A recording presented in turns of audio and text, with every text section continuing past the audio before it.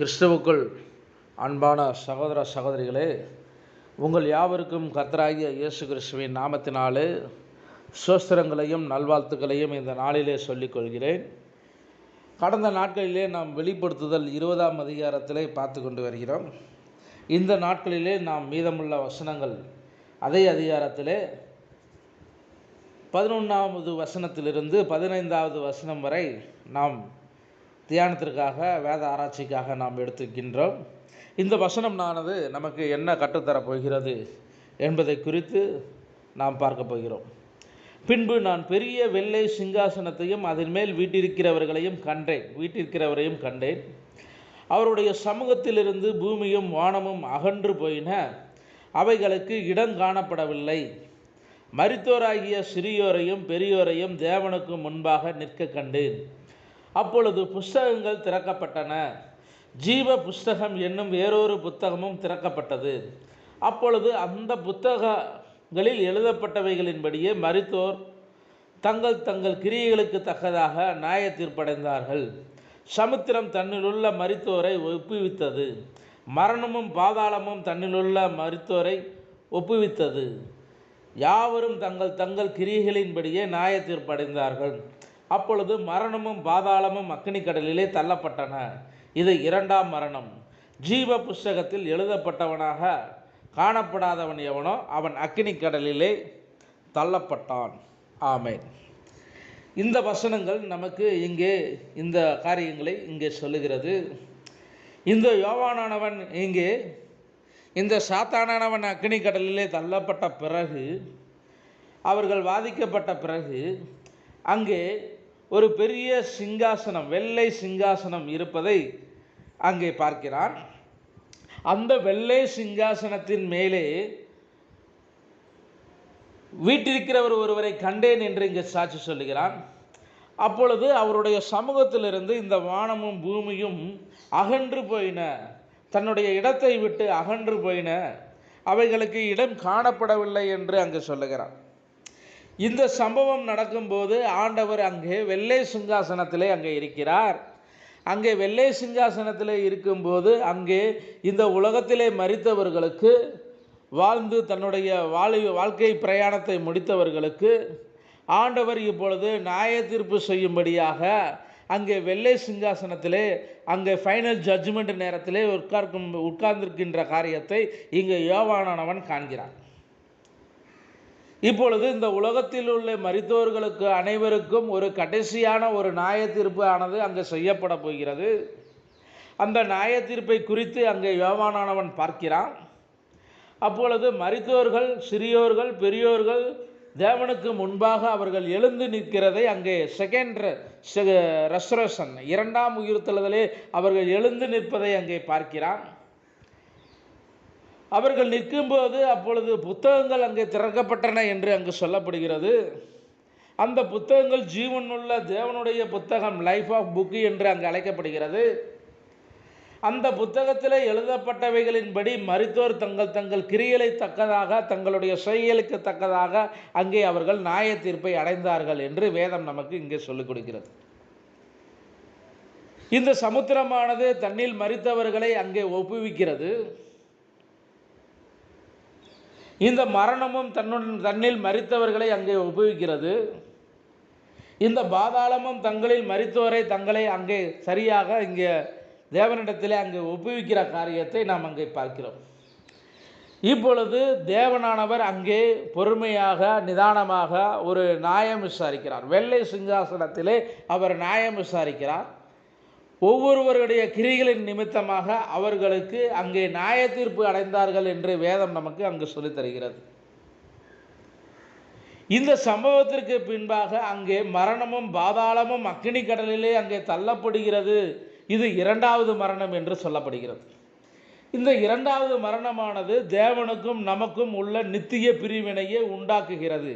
நம்மளுடைய பாவங்கள் நமக்கு 2வது மரணத்தை அங்கே கொண்டு வருகிறது. நம்மளுடைய பாவங்கள் அது 2வது மரணமாகிய நித்திய பிரிவினை, தேவனுக்கும் நமக்கும் உள்ள ஒரு நித்திய பிரிவினையை கொண்டு வந்து அது முடிவாக அக்கினி கடலுக்கு அங்கே நியாய தீர்ப்புக்கு அங்கே கொண்டு செல்லப்படுகிறது என்று இந்த வேதம் நமக்கு இங்கே சொல்லுகிறது. இந்த ஜீவ புஸ்தகத்தில் எழுதப்படாதவர்களை அக்கினி கடலில் காணப்படாதவர்கள் அங்கே அக்கினி கடலிலே தள்ளப்பட்டான் என்று அங்கே சொல்லப்படுகிறது. இப்பொழுது இந்த அக்கினி கடலிலே அங்கே மூன்று விதமான நபர்கள் அங்கே சென்றடைந்து விட்டார்கள். ஒன்று மிருகம், கள்ளத்தீர்க்கதரிசி, சாத்தான். இப்பொழுது ஜீவ புஸ்தகத்தில் பெயர் எழுதப்படாதவனும் அக்கினி கடலிலே தள்ளப்பட்டான் என்று அங்கு சொல்லப்படுகிறது. இது ஒரு முக்கியமான ஒரு வெள்ளை சிங்காசன தீர்ப்பு. இது கடைசி கால நியாய தீர்ப்பாக அங்கே நாம் பார்க்கிறோம். இந்த சிங்காசனத்தின் தீர்ப்பை குறித்து ஆண்டவர் அங்கே கொரிந்தியர் புத்தகத்தில் கூட 1 கொரிந்தியர் இந்த 6ஆம் வசனத்தில் அங்கே சொல்லுகிறார், பரிசுத்தவான்களை கொண்டு உலகத்தை நியாயம் தீர்ப்பார்கள் என்று அறியீர்களா என்று அங்கு சொல்லுகிறார். அடுத்ததாக அந்த 3வது வசனத்திலே பார்க்கும்போது தேவ தூதர்களையும் நியாயம் தீர்ப்போம் என்று அறியீர்களா என்று பார்க்கிறோம். இவர் தன்னை ஒரு சித்தாந்தமாக இந்த தேவ தூதர்களை அவர் அங்கே கட்டி வைத்திருக்கிறார். பூர்வ காலத்தில் முதல் அந்த தேவ தூதர்களை பொறுமையாய் நிதானத்தோடு நியாயந்திருக்க வேண்டும்படி கர்த்தர் அங்கே சங்கிலினாலே கட்டப்பட்டு வச்சிருக்கிறார் என்று நாம் அங்கே பார்க்கிறோம். இது யூதா புத்தகத்தில் சொல்கிறது. அவர் நிதானமாய் பொறுமையாய் அங்கே எல்லோரையும் அங்கே நியாயந்திருக்கவராக அங்கே காணப்படுகிறார் என்று வேதத்திலே நாம் அங்கே பார்க்கிறோம்.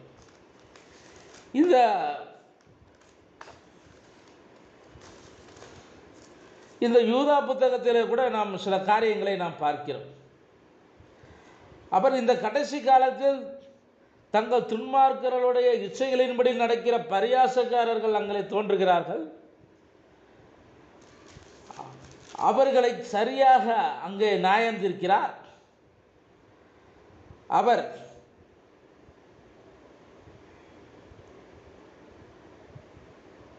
சரியாக அங்கே ஒவ்வொருவரையும் அங்கே பூர்வ காலத்திலே அவர் நியாயம் தீர்க்கவராக அவர் காணப்படுகிறார் என்று நாம் அங்கே பார்க்கிறோம்.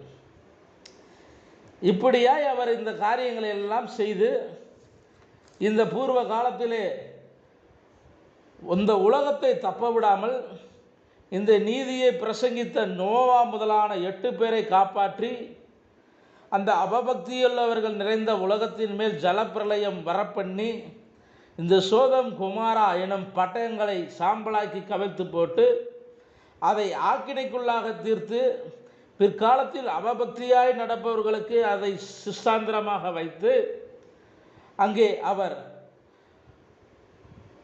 மரித்தோரை ஆக்கினைக்குள்ளவர்களாக நியாய தீர்ப்பு நாளுக்கு வைக்கவும் அங்கே அறிந்திருக்கிறார் என்று இங்கே வேதம் நமக்கு இந்த பேதுரு புத்தகத்தில் 2ஆம் பேதுரு புத்தகத்தில் இந்த 1ஆம் அதிகாரத்தில் 2ஆம் அதிகாரத்தில் நாம் அங்கே பார்க்கிறோம்.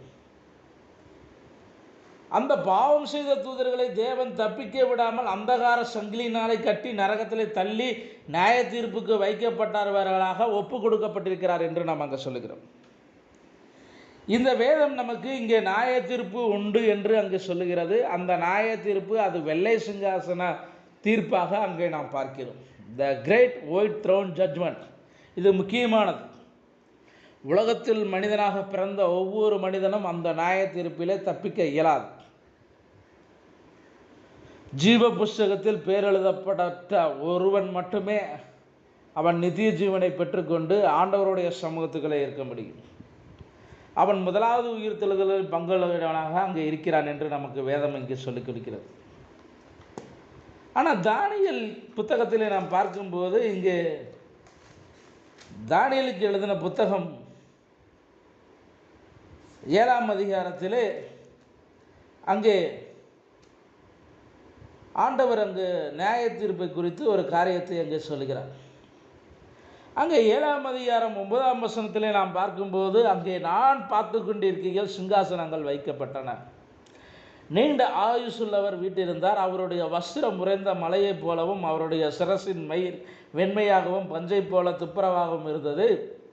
அவருடைய சிங்காசனம் அக்கினி ஜுவாலையின் அதில் சக்கரங்கள் எரிகிற நெருப்பமாய் இருந்தது.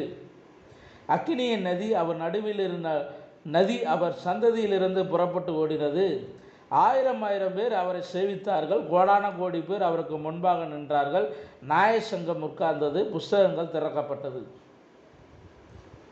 என்று நாம் பார்க்கிறோம். இந்த அதிகாரத்திலே நாம் பார்க்கும்போது இந்த தானியேலானவனுக்கு ஒரு தரிசனம் அங்கே கொடுக்கப்பட்டது. இந்த வெள்ளை சிங்காசனத்தின் நியாய தீர்ப்பிலே அவர் ஜீவனுள்ள தேவனுடைய புத்தகத்தை அங்கே திறந்து பெயர் எழுதப்படாதவன் எவன் காணப்படுகிறானோ அவனுக்கு நியாய தீர்ப்பு செய்கிற காரியத்தை இங்கே தானியேலானவன் அங்கே பார்க்கிறான்.